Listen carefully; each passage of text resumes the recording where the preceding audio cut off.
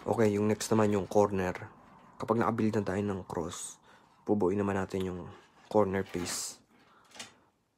Ayan, ibig sabihin dito, itong apat na to, hahanap tayo ng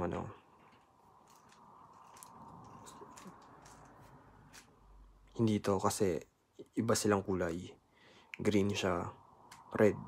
Sabihin hindi siya dito.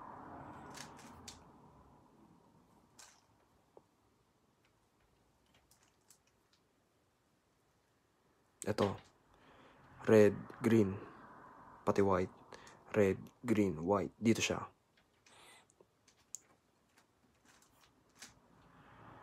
Kapag may ganitong pattern, kapag nakalagay siya dito, iikot mo siya dito ng isa, dalawa, pa ganyan.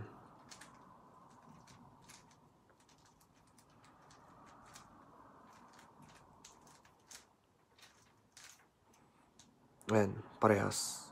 Ulitin ko ha. L, down, L, down, L, down, L, down, L, down. Papalit-palit lang. Hanggang mapunta siya. Ayan. Tapos next naman, ito. Itong puti, orange, pati green. Dito siya. Green, orange, pati puti. Ilalagay, pag sa cube, ganyan ha. Gets nyo? Ilalagay nyo dito sa gilid. Ibababa nyo to. Baba, angat. Pares na, diba? Ito nasa gilid na naman, diba? Ilalagay nyo sa dito siya, diba? Kasi orange, blue, pati white. Kapag nandito siya, ilipat nyo siya dito. Sa kanan, dito sa side na to. Ibaba. Angat lang. Nandito na naman. Ganyan. Ayun, ito yung first layer. Ayun yung first layer na tatandaan. Isipin, lahat silang mga side pare-parehas. Explain ko ulit ha. Kapag nandito sa kaliwa, pag nandito, gusto nyo ilagay dito.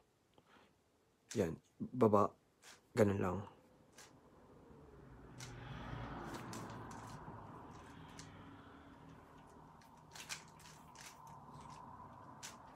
Pag nasa kanan naman, pag nandito, lalagay dito. Ganun. Ganun ibig sabihin. Hindi to mahirap kahit basta tatandaan nyo sa first layer. Bibuild kayo ng puti, tapos lahat sila pare-parehas. May beginners na gagawa muna kayo ng, may iba na ganito ang turo nila. Gagawa ka ng isang kulay lang. Practice ka ng isang kulay. Kahit hindi pa tama. Parang ganito.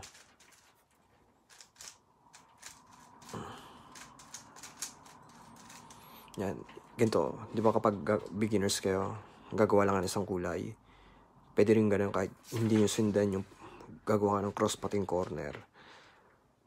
Basta makagawa ka ng first na kulay nyo. Okay yun. Ang tatandaan nyo, pare-pares lang dapat yung mga gilid. Madali lang to. Itong dapat tatandaan nyo kasi hindi na kailangan ng algorithm dahil pag hindi nyo ito nagawa, mahirapan kayo sa next kasi puro algorithm na yung topic. Ganyan. Gawa lang kayo ng isang kulay tapos ito, pagpapalitin nyo, ito pati ito pagpapalitin, i-try nyo lang yung mga ganyan. May ganito ring technique. Gagawin first isang kulay lang. Pagpapalit-palitin nyo na lang. Pwede din yun. Pero gusto ko yung ganito. Build ka ng cross tas yung corner. Para for beginners talaga. So, ayun lang.